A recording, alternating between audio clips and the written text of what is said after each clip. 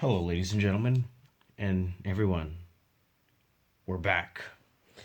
We're back, and we are back for some more action and more racing in the Dinoco Cup Series. I'd like to really quickly apologize for the lack of videos recently. I should be more stick to my word and say that when I'm gonna do a video, I'm gonna do a video. When I'm not. So I do apologize for being just for not being really active, I guess, on YouTube. I don't know, but and for the lack of content. So sorry about that. It's been almost a month long hiatus, which is hard to believe. I mean, it feels like just yesterday that it was the Washington D.C. race. Which, real quick, I'm gonna catch you up. So our last race winner was Krusty Rotors in that pink '76 car. He got his first career win, and then or I should say, a month ago in Radiator Springs, it was Shu Todoroki who won, and then at Thunder Hollow, it was the 22 of Logano, and at the LA 500, it was Lightning McQueen. So those are your past four winners, and yeah, we're here at Texas Motor Speedway for the Lone Star 400, and on pole is the 70 car of Floyd Mulvihill. He's got 3 wins on the season, and let's see if he can try to close out the year with some momentum. He hasn't been doing so hot recently, and so this is race 16 of the year. After this, there'll be 1, 2, 3. There'll be 4 more races left of the Dinoco Cup Series season 1. Anyways, let's see what the number 70 car can do.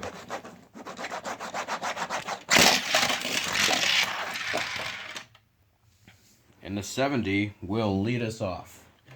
All right, here's the number 6 of Raoul Sarul, the Frenchman. Let's see how he does.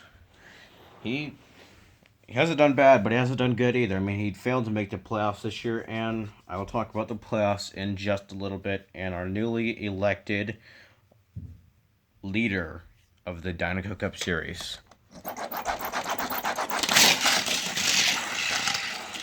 And a really good lap for him right there. All right, here's Logano. He's got 2 wins on the year. Unfortunately, he just was really... he wasn't inconsistent, but he made mistakes that cost him to DNF, and therefore he couldn't catch up to Kim Spinner, to Krusty Rotors, to Jackson Storm, to whoever was in the top 4, top 5.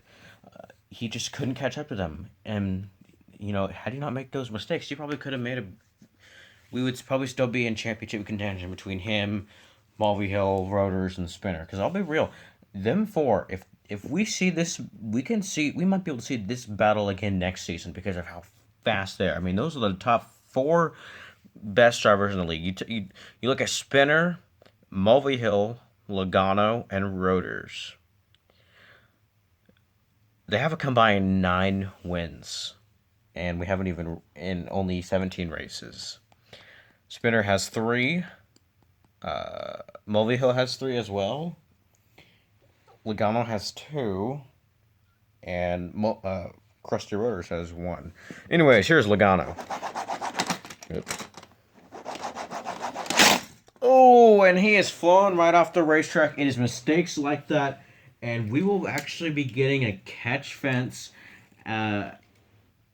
pretty soon, which I will talk more about that in just a moment. Here is Jeff Gorvette.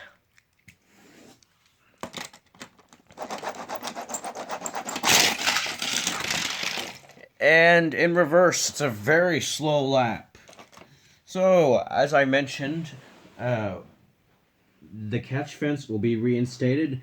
The 2 candidates, the 1 and the 37, campaigned on installing a catch fence. So a custom-made catch fence will be from turn 1 to turn 2.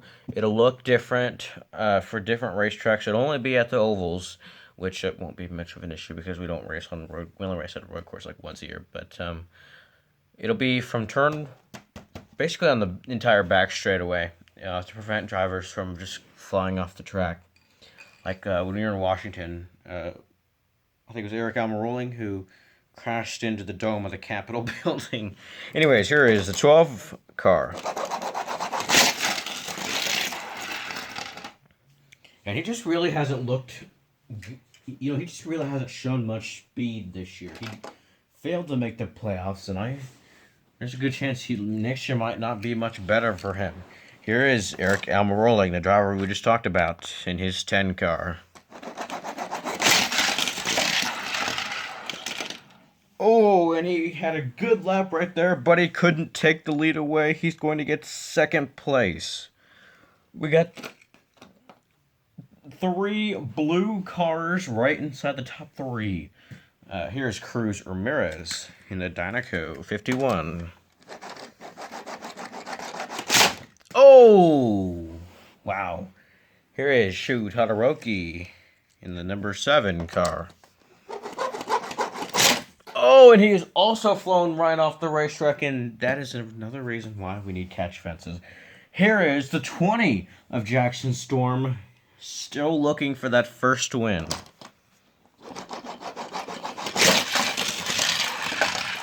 Storm's going to take the lead away. He's going to take the lead away from Raul Sarul. That was a great lap for him.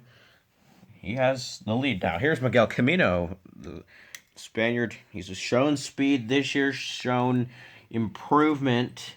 Unfortunately, didn't have enough speed or consistency to make the playoffs. But I think I would count him out next year. I think he's definitely winning races next year. Same thing goes with Jackson Storm. And Nigel Gearsley, we know he won't be back next year because of how bad he's been. Same thing goes with, what is his name? Danny Suarez. He has to prove himself well, it's not confirmed that he won't be back yet.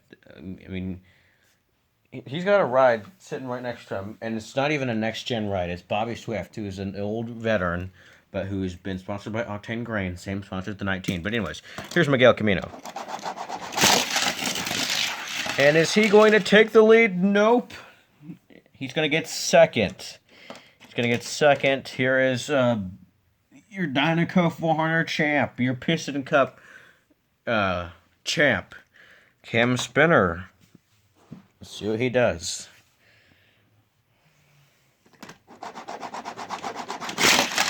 Oh, and a big crash. He's going to hit the 10. The 10 hits the 6. And the 6 hits the 5. Wow, that was a big wreck. That was a 4-car pileup. And that was a huge crash over there on the front straightaway. 4 cars have been taken out. Crazy stuff. Here's Bubba Wheelhouse. Jackson Storm still remains the leader.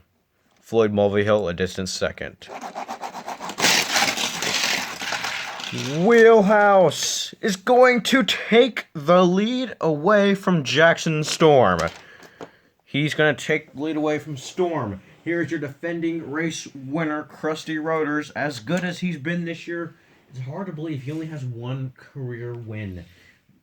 But that win did came. It came a little bit too late, but he still has a chance to prove himself throughout the rest of the season.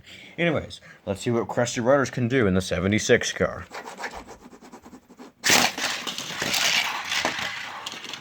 And he'll be a distant third. Here is the 90 of Paul Gonrev, and I didn't realize how banged up this thing was on the front part of this car. Dang. These things just take hits. I mean, it's blurry, but off camera, I know it's hard to see, but it's definitely got some battle scars for sure. Here's the 90 of Paul Gonrev, one of the next-gen racers, and he's also a rookie.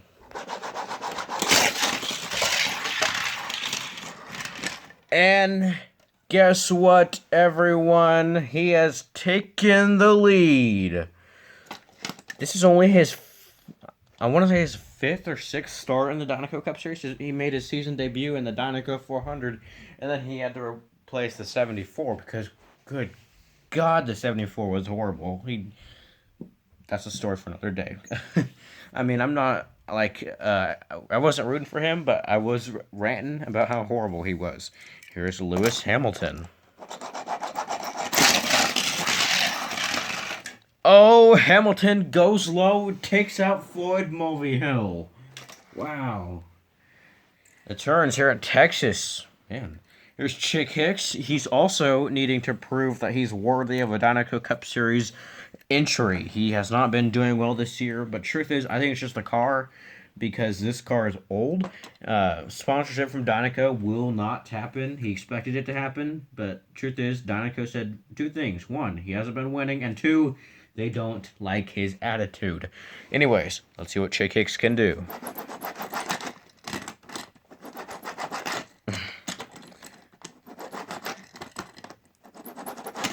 Whoa! He's taken out the lead, or not the leader, the third place car, and being Jackson Storm. So the two leaders so close to each other, Bubba Wheelhouse in second and Paul Gonrev in first. Here's your newly president-elect, Tun Jr., who basically... So this season, our champion was crowned about 2 months in advance before the season came to a close. That can happen in IndyCar, that can happen in F1. It doesn't really happen in stock car racing. However, it just shows the true dominance and the truly significant season that Cam Spinner had. I mean, he won the two biggest races of the season, or he won the biggest race of the season, and then he won the championship. And then to go along with that, he won the dude won 3 races in 4 weeks, including going back-to-back at Dynaco and Worldwide Technology Raceway. Yeah, 3 wins in 4 weeks? That ain't bad. Anyways, here's Tun Jr. He's has 2 wins on the season. Let's see what he does. Oh, big crash! He has taken himself out on that front straightaway, and he also bumped Krusty Rotors in the process. And the rule states, if a car makes contact with another parked car, that is considered a multi-car wreck. Here's Dave Alternators and the 84 car. He's one of the oldest drivers in the field. Oh, and he is flown right off the racetrack. Here's Danny Swervez. And it wasn't too bad, not too terrible. He just needs to prove to the 19 team, prove to Octane Grain that he is worthy of another shot, another year in Dynaco Cup Series contention. Here's William Byrev in the 24 car. Oh, he's flown right off the racetrack. 4 cars left to go. Here is your current president of the Dynaco Cup Series / leader, Lightning McQueen, who didn't get his first Cup win until about a month and a half ago on Christmas Eve at Los Angeles. So he does have, technically he does have a Cup win under his belt. Just only one, though. He's only won 1 race. Can this be number 2?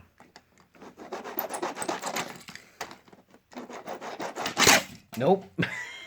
Here's the 37 car. And he hasn't been doing too good lately. I mean, yeah. Anyways, let's see what he does. Oh, he's flown right off the racetrack. I swear to God, we need those catchments, and we need them now. I will try to get them as soon as physically possible. I just can't wait to have them installed to prevent crashes like that. I mean, they're still going to crash, but at least they're going to not fly out of the track like they're a rocket ship or something. I don't know. Because anyway, what I'm trying to say is cars should not be using the track as a ramp and taking off out of the track. It should not be happening. 2 cars left to go, and I have absolutely no faith in them. Here is Nigel Gearsley. Oh, and they're both green cars, which, not that that matters. But here's Nigel Gearsley. And, oh, he makes slight contact with Gorvet. And that is a DNF. Only 4 cars on track. Gonrev, Wheelhouse, Suarez, and Laney. Here's our final car to go. It's Carla Veloso, the Brazilian race car. She's going to get that final spot to be in dead last, but that really does nothing to change the results, the outcome of the race. The checkered flag is in the air. We have a new winner in the air. We have a new winner. Or that sounded weird. It sounded weird. We have a new winner in town. A new winner has arrived. Paul Gonrev. And only his one of his recent and one of his fewest cup starts has won the Lone Star 400. This is his first win of the season. I would have to do the math. I think this is his 7th start, but don't quote me on that. I just know he's been... His debut was at the Danico 400, and then he took a few weeks off. But anyways, checkered flag is in the air. Paul Gonrev has just won the Lone Star 400. You know, I'd like to say that if he was in the Danico Cup Series full-time this year, I truly believe he could have made a contention for the championship. But unfortunately he wasn't. But hey, next year should be interesting with him full-time next year. Not to mention, he's going to be full-time. Cal Weathers is going to be full-time. The King's going to be full-time. Danico's golden boy. He's one of those 7 Piston Cup champions. He will be returning full-time next year. Anyways, coming in second is Wheelhouse. Coming in third is Suarez. Coming in fourth is Laney. And rounding out the top 5 is Carla Veloso. Over half the field is in the garage. This was basically a wreck fest, but I'm glad that the Danico Cup Series is finally back. So the winner, the 90 car of Paul Gonrev, the rookie. He is one of the rookies. Our next broadcast of the Danico Cup Series will be at Worldwide Technology Raceway for the St. Louis 300. That'll be a race under the lights, which should be very fun. So... Well, I do appreciate you watching, and I do appreciate you guys subscribing to the channel, and I can guarantee you that the next video, the next race, I won't wait nearly a month to release it. I do apologize again for that. But anyways, thank you for watching the Lone Star 400. Congrats to the rookie, the 90 car, Paul Gonrev, for winning his very first Danico Cup Series race. Thanks for watching, and yeah, I just hope you enjoyed, and have a great rest of your day.